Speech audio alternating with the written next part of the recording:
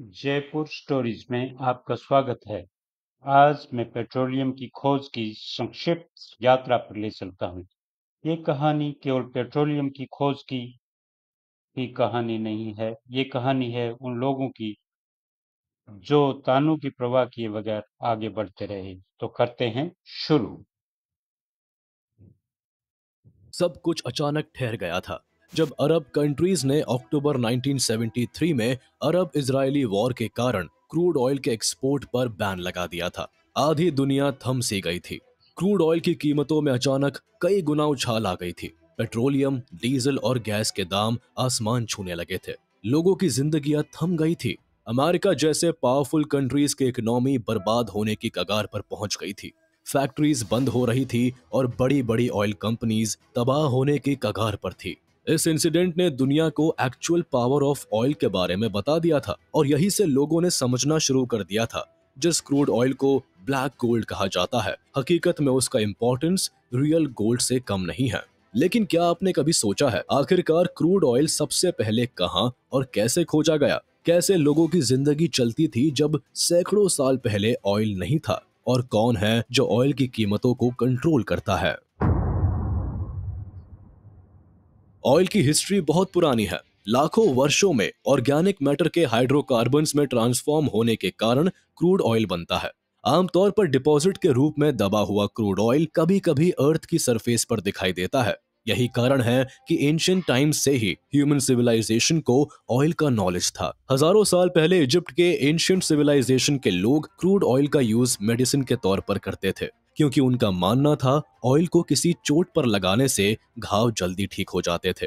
347 CE में China में crude oil के कुएं खोदे गए थे। इन कुओं की गहराई लगभग 240 मीटर तक थी और इन्हें बांस के खंभों से जुड़ी पोल्स को यूज करके ड्रिल किया गया था। लेकिन उस समय किसी को भी नहीं मालूम था आगे चलकर यही क्रूड ऑयल ब्लैक गोल्ड के नाम से मशहूर हो जाएगा। इन कुओं से निकलने वाला गाढ़ा लिक्विड आसानी के साथ जलाया जा सकता था, इसलिए इसका यूज नमक बनाने में किया जाने लगा। कुएं से बैम्बू की पाइपलाइन बिछाकर ये ऑयल नमक के खेतों में पहुंचाया जाता था, जहां ऑयल से आग जलाई जाती थी और नमक इवेपोरेट होकर बाहर निकलता था। जब यही क्रूड ऑयल 7th सेंचुरी में जापान में मिला तो वहां के लोगों ने इसे जलने वाला पानी कहना स्टार्ट कर दिया। 9th सेंचुरी में अजरबैजान के आसपास कई जगहों से क्रूड ऑयल पानी की तरह बहा करता था। 12th सेंचुरी में जब इटालियन एक्सप्लोरर मार्को पोलो दुनिया घूम रहा था, उसे कैस्पियन सागर के किनारे बाकू नाम की जगह पर चारों तरफ ऐसा ही क्रूड ऑयल दिखा था।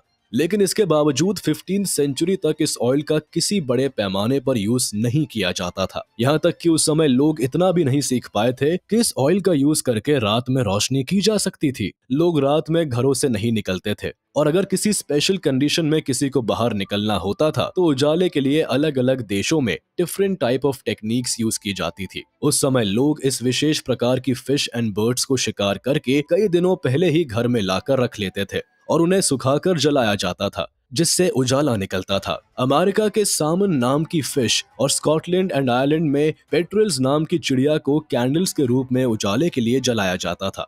और फिर साल 1700 आते आते ऑयल निकालने के लिए वेल फिश का यूज किया जाने लगा। बड़ी संख्या में समुद्र से वेल मछलियां पकड़ी जाने लगी और छोटे छोटे कारखाने बनाकर इनसे ऑयल निकाला जाने लगा। इस ऑयल से रोशनी जलाई जाने लगी और इसका यूज परफ्यूम और ल्यूब्रिकेंट बनाने के तौर पर भी किया जाने लगा।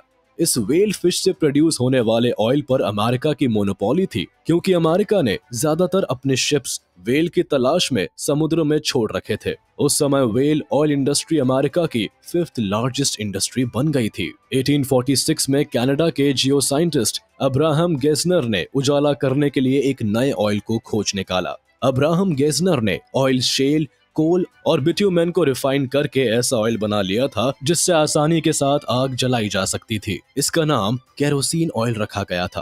केरोसिन ऑयल की रिसर्च से दुनिया के अंदर नया रेवोल्यूशन देखने को मिल रहा था। इस ऑयल को बनाने में कम रिसोर्सेज लगते थे, इसलिए वेल ऑयल के कंपैरिजन में इसकी कीमत भी 15 गुना कम थी।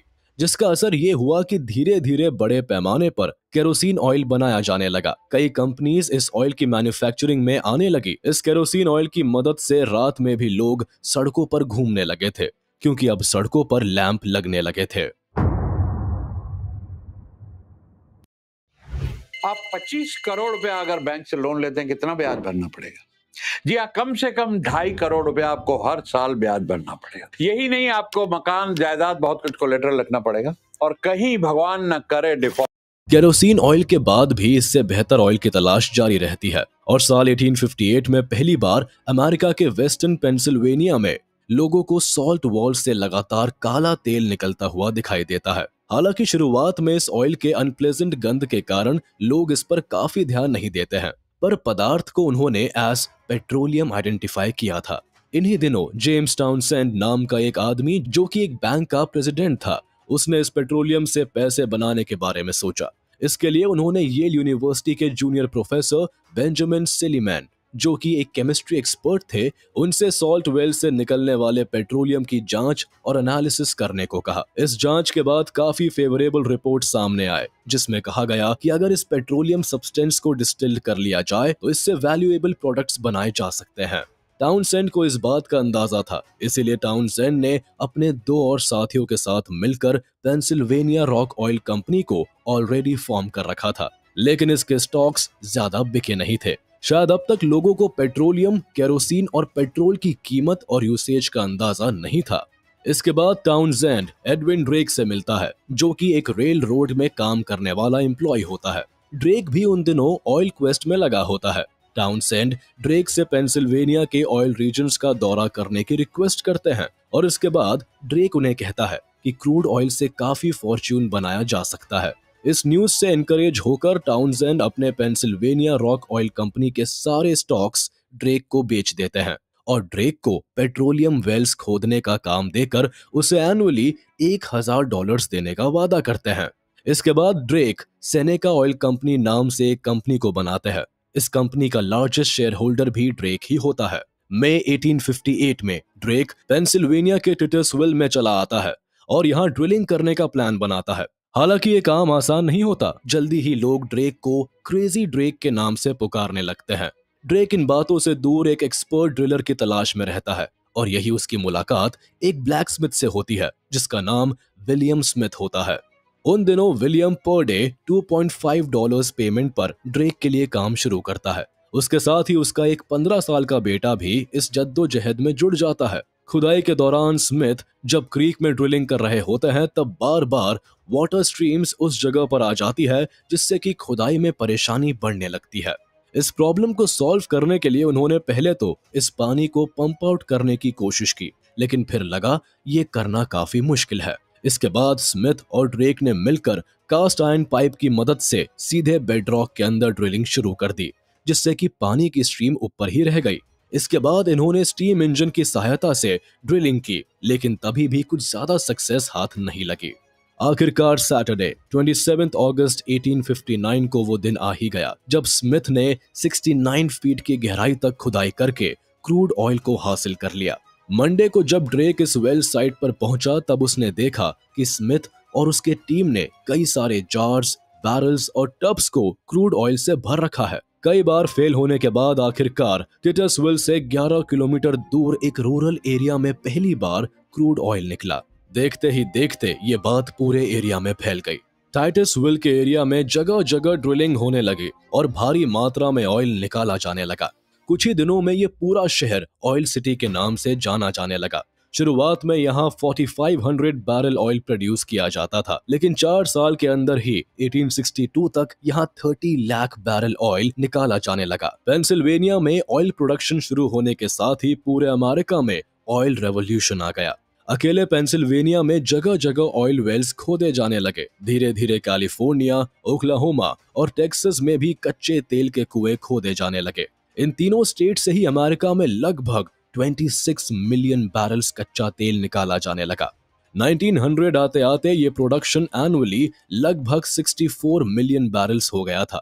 इसके साथ ही यहाँ more than 200 oil by products जैसे कि स्टोव फ्यूल, ल्यूब्रिकेंट्स और केरोसिन की भी प्रोडक्शन और मार्केटिंग शुरू हो गई। देखते ही देखते अमेरिका दुनिया का इकलौता सबसे बड़ा ऑयल प्रोड्यूसर बन गया।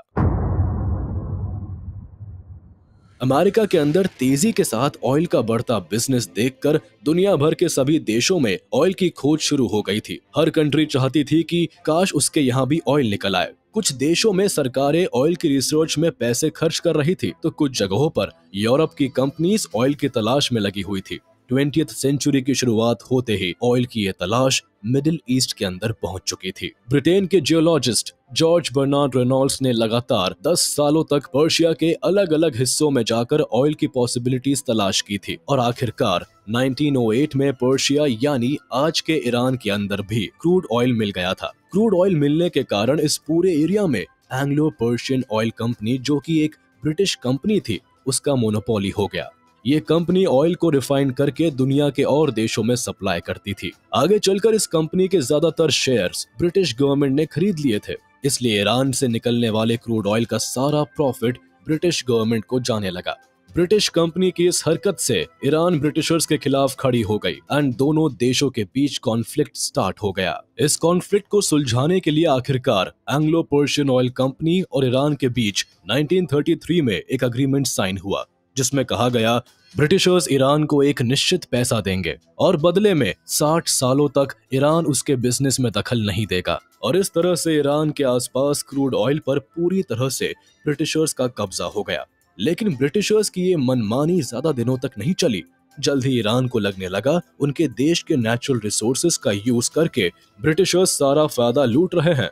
तो 1951 में ईरान ने ऑयल की सभी इंडस्ट्रीज का नेशनलाइजेशन कर दिया और एंग्लो पर्शियन ऑयल कंपनी के सारे रिसोर्सेज को अपने हाथ में ले लिया। ईरान में क्रूड ऑयल मिलने से मिडिल ईस्ट के और भी एरियाज में ऑयल वेल्स की तलाश होने लगी थी और इसी तलाश में 1938 में एक American company, Arabian American oil company, जिसे इन शॉर्ट अरामको कहा जाता है, सऊदी अरेबिया पहुंच गई। सऊदी अरेबिया जहां चारों तरफ डेजर्ट ही डेजर्ट दिखाई देता था, उस समय इस देश को दुनिया के सबसे गरीब देशों में से एक माना जाता था। सूखे डेजर्ट पर फसल के नाम पर केवल खजूर पैदा होते थे। ज्यादातर लोगों को मजदूरी करने के लिए दूसरे देशों में माइग्रेशन करना पड़ता था। देश के अंदर थोड़ी बहुत इनकम मक्का मदीना में आने वाले इस्लामिक टूरिस्ट से हो जाती थी, लेकिन इससे एक अच्छी जिंदगी गुजारी जा सके इतना वेल्थ इनके पास नहीं था। फर्स्ट वर्ल्ड वॉर खत्म होने के बाद ही न्यूजीलैंड के mining engineer major Frank Holmes ने सऊदी अरेबिया में ऑयल पाए जाने की पॉसिबिलिटीज बताई थी। कई साल अलग अलग जगह पर ऑयल ढूंढा गया, लेकिन सक्सेस हाथ नहीं लगी थी। लेकिन 1938 में एक अमेरिकन कंपनी अरामको ने सऊदी अरेबिया के दमन नाम की एक जगह पर पहली बार ऑयल खोज निकाला था। हैरानी की बात तो ये थी कि जहां भी कंपनी ड्रिलिंग शुरू करती, पूरे इलाके में ऑयल ही ऑयल निकलता गया। पूरे इलाके में कुओं की ड्रिलिंग शुरू हो गई। ऑयल को एक जगह से दूसरी जगह रिफाइनरी के लिए ले जाने के लिए ट्रांसपोर्ट लाइंस बिछाई गई। 1944 में इन पूरे एरियाज में ऑयल निकालने की जिम्मेदारी अरामको को दे दी गई और फिर इससे सऊदी अरेबिया का पूरा नजारा ही बदल गया। भूख और गरीबी से कंगाल सऊदी अरेबिया देखते ही देखते अमीर बन गया। सऊदी अरेबिया की जल्द ही ऐसी तरक्की हुई कि ये देश दुनिया के अमीर देशों की सूची में पहुंच गया। महंगी महंगी गाड़ियां यहाँ रहने वाले लोगों का शौक बनती गई। एक रिपोर्ट के अनुसार 2016 तक सऊदी अरेबिया में 90 बिलियन बैरल ऑयल निकाला गया और ऐसा गैस भी लगाया गया कि अभी भी सऊदी अरेबिया में 2014 के रिपोर्ट्स के अनुसार प्रूव्ड रिजर्व में 267 बिलियन बैरल्स क्रूड ऑयल मौजूद है। इसी तरह से 19th सेंचुरी के आखिरी तक रशिया जैसे कई देशों ने भी क्रूड ऑयल खोज निकाला था। दुनिया के जिन देशों में क्रूड ऑयल की खोज हुई, वहां ऑयल उन कंट्रीज की इकोनॉमी का एक बेस बनता गया। हर कंट्री चाहती थी कि वह ज्यादा से ज्यादा ऑयल निकाले और दुनिया भर में एक्सपोर्ट करे, जिससे कि उसकी जीडीपी बढ़ती चली जाए। एक समय ऑयल की सप्लाई ज्यादा थी और उसकी डिमांड कम, इसलिए ज्यादा एक्सपोर्ट करने के चक्कर में एक देश दूसरे देश के कंपैरिजन में कम डॉलर में भी क्रूड ऑयल एक्सपोर्ट करने को तैयार थे। अब इस ज्यादा एक्सपोर्ट के चलते उन देशों में कंपटीशन बढ़ने लगा जहां ऑयल काफी मात्रा में मौजूद था। इस बढ़ते कंपटीशन के कारण इन सभी ऑयल एक्सपोर्टिंग कंट्री को लॉस होने लगा। तो सितंबर 1960 के बगदाद कॉन्फ्रेंस में 5 कंट्रीज ने मिलकर एक ग्रुप बनाया जिसका नाम ओपेक यानी organization of the petroleum exporting countries रखा गया। शुरुआत में इसमें Venezuela, Saudi Arabia, Kuwait, Iraq और ईरान जैसे ऑयल प्रोड्यूस करने वाले कंट्रीज शामिल थे। बाद में इसमें 8 देश और जुड़े और ओपेक मेंबर्स की संख्या बढ़कर 13 हो गई। ओपेक के मेंबर्स कंट्रीज के अंदर ऑयल कितना प्रोडक्शन करना है और इसे किस प्राइस पर एक्सपोर्ट करना है, यही ऑर्गेनाइजेशन तय करता है। हालांकि रशिया और अमेरिका ने खुद को ओपेक से अलग ही रखा और इन्होंने कहा कि हम अपने ऑयल का प्राइस खुद ही डिसाइड करेंगे। हालांकि बाद में दिसंबर 2016 में ओपेक ने 10 नॉन ओपेक देशों के साथ एक अग्रीमेंट कर लिया था, जिसमें रशिया और कजाकिस्तान जैसे देश शामिल थे, और इस तरह से ओपेक को ओपेक प्लस कहा जाने लगा था।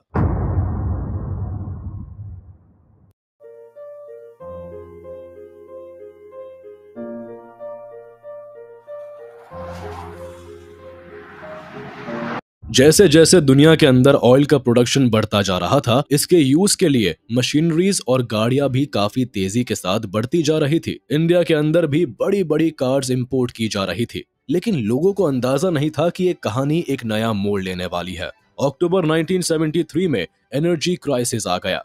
हालात कुछ ऐसे हो गए थे कि इंडिया की सड़कों पर ब्यूइक्स और इम्पालास जैसी बड़ी बड़ी अमेरिकन गाड़ियां बंद हो गई और उनकी जगह गिनी चुनी फिएट और स्टैंडर्ड हेराल्ड जैसी गाड़ियां दिखने लगी। वर्ल्ड वॉर 2 के बाद दुनिया में 2 बड़े बड़े ऑयल क्राइसिस हुए हैं। पहला ऑयल क्राइसिस 1973 में हुआ, जब ओपेक के अरब कंट्रीज ने अमेरिका, जापान और वेस्टर्न यूरोप को ऑयल एक्सपोर्ट करने से मना कर दिया। उन दिनों ये देश दुनिया के टोटल क्रूड ऑयल प्रोडक्शन का आधा हिस्सा कंज्यूम करते थे। हालांकि यह फैसला इन्होंने रातों रात नहीं लिया, बल्कि उन दिनों यौम किपुर वॉर चल रहा था, जिसमें सीरिया और इजिप्ट इजराइल के खिलाफ लड़ रहे थे। अरब कंट्रीज हमेशा से ही इजराइल के अगेंस्ट रहे हैं, लेकिन western countries America and Japan इस युद्ध में इजराइल को सपोर्ट कर रहे थे, और इसी बात की नाराजगी दिखाते हुए ओपेक ने इन देशों पर ऑयल एक्सपोर्ट एम्बार्गो लगा दिया था। शुरू में बहुत हद तक ये ban Canada, Japan, Netherlands, UK, US तक ही लिमिटेड था, क्योंकि यही कंट्रीज खुलकर इजराइल का सपोर्ट कर रहे थे। लेकिन धीरे धीरे इसे एक्सटेंड कर दिया गया। बाद में पोर्चुगल और साउथ अफ्रीका जैसे कंट्रीज को भी इसमें शामिल कर लिया गया और वहां ऑयल सप्लाई रोक दी गई, जिसके कारण अमेरिका जैसे सुपर पावर के अंदर भी रिसेशन आ गया था। हालांकि ये कॉन्फ्लिक्ट 3 हफ्ते के करीब ही चला, लेकिन इस कॉन्फ्लिक्ट का पूरी दुनिया पर जो इम्पैक्ट था वो अनएक्सपेक्टेड था। ग्लोबली इस ऑयल क्राइसिस का इतना गहरा इम्पैक्ट हुआ कि 4 महीने के अंदर अंदर यानी कि मार्च 1974 में जब ये बैन खत्म हुआ तो ऑयल की कीमतें $3 पर बैरल से बढ़कर लगभग 12 पर बैरल तक बढ़ चुकी थी। इसी दौरान 1974 में यूनाइटेड स्टेट्स ने 30 ऐसे डेवलपिंग कंट्रीज की लिस्ट तैयार की थी जो कि इस ऑयल क्राइसिस से सबसे ज्यादा अफेक्टेड थे। अनफॉर्चुनेटली भारत इस लिस्ट में टॉप पर था। सिचुएशन इसके बाद सुधरती कि इसके कुछ साल बाद ही 1979 में एक और बड़ा ऑयल क्राइसिस हुआ, जिसका मेजर रीजन ईरान में हो रहे ईरानियन रेवोल्यूशन था। ईरान में सोशल अनरेस्ट बुरी तरह फैल चुका था और इसी वजह से ईरानियन ऑयल इंडस्ट्री बुरी तरह से लॉस में चली गई थी। इस वजह से ईरान में ऑयल प्रोडक्शन काफी धीमा हो गया। ऑयल के कम प्रोडक्शन होने की वजह से सप्लाई चेन में डिमांड काफी बढ़ गई और इसी वजह से ऑयल की कीमतों में बड़े लेवल पर इंक्रीमेंट हो गया। इसके बाद ही हुए ईरान इराक वॉर शुरू हो जाने के कारण स्थिति और खराब हो गई। 1981 में तेल की कीमत $32 प्रति बैरल पर चली गई थी। साल 2020 में क्रूड ऑयल के प्राइस अचानक नेगेटिव हो गए और हिस्ट्री में ऐसा पहली बार हुआ था। जो ऑयल अप्रैल 2020 में $18 पर बैरल के हिसाब से मिल रहा था, वही ऑयल मई 2020 तक -$37 पर बैरल पहुंच गया था। अचानक क्रूड ऑयल के प्राइस में आई ये गिरावट का मेन रीजन था कोविड पैंडेमिक। पूरी दुनिया में ज्यादातर इंडस्ट्रीज बंद हो गई थी, गाड़ियां घरों में कैद हो गई थी। ऑयल इंपोर्ट करने वाले देशों ने ऑयल इंपोर्ट करवाना कम कर दिया था। ऑयल की सप्लाई बंद होने से क्रूड ऑयल एक्सपोर्टिंग कंट्रीज के व्यापार ठप होने लगे और उनकी इकोनॉमी दिन पर दिन गिरने लगी। इसलिए ओपेक कंट्री के बीच एक मीटिंग हुई, जहां तय किया गया कि ओपेक ऑयल प्रोडक्शन को कम कर देगा, जिससे कि कीमतों में स्टेबिलिटी बनी रहे। इस मीटिंग के बाद ओपेक ने अपने अलायंस यानी ओपेक प्लस कंट्रीज को ऑयल प्रोडक्शन को कम करने को कहा, लेकिन रशिया ने ओपेक की बात नहीं मानी और अपना ऑयल प्रोडक्शन और बढ़ा दिया। मार्केट में जहां सप्लाई पहले से ज्यादा थी, रशिया के अंधाधुन ऑयल प्रोडक्शन से क्रूड ऑयल की कीमतें अचानक गिर गई और ऑयल इंडस्ट्री का मार्केट पूरी तरह से क्रैश हो गया था। इसी के साथ रशिया और ओपेक की अलायंस भी खत्म हो गई। ये बात सच है, अगर दुनिया में ऑयल ना होता तो शायद दुनिया इतनी सुंदर ना होती, ना ही इतनी तेजी के साथ इंडस्ट्री डेवलप हो पाती और ना ही ऐसा इंफ्रास्ट्रक्चर। लेकिन इस ऑयल का डार्क साइड भी है। ऑयल और गैस बेस्ड इंडस्ट्रीज से होने वाला खतरनाक पॉल्यूशन एनवायरनमेंट को खराब कर रहा है।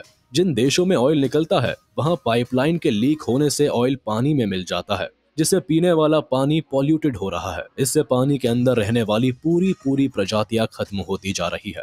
ऑयल की खोज में बड़े बड़े जंगल काटे जा रहे हैं, जिससे वाइल्ड एनिमल्स खत्म होते जा रहे हैं, और वही ऑयल और गैस की रिफाइनिंग से निकलने वाले स्पिल से सीधे मिट्टी को नुकसान पहुंच रहा है। और यही कारण है आज दुनिया के ज्यादातर देश अपना रुख रिन्यूएबल एनर्जी की तरफ मोड़ रहे हैं। मार्केट में तेजी के साथ इलेक्ट्रिक व्हीकल आ रहे हैं। नॉर्वे जैसे देश जो ऑयल के मामले में सेल्फ सफिशिएंट है, वो भी इलेक्ट्रिक व्हीकल का यूज कर रहे हैं।